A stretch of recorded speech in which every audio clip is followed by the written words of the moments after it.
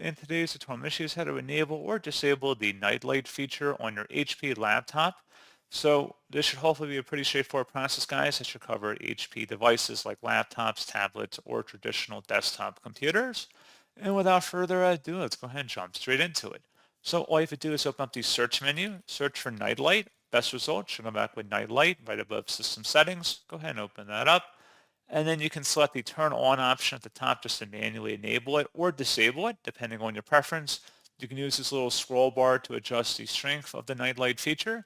And you can also enable a night light schedule by expanding or clicking on that oval to toggle it on. And you can set hours you want it to run for or be enabled on. And that's pretty much it. So as always, thank you guys for watching this brief tutorial. I do hope that was able to help you out, and I do look forward to catching you all in the next tutorial. Goodbye.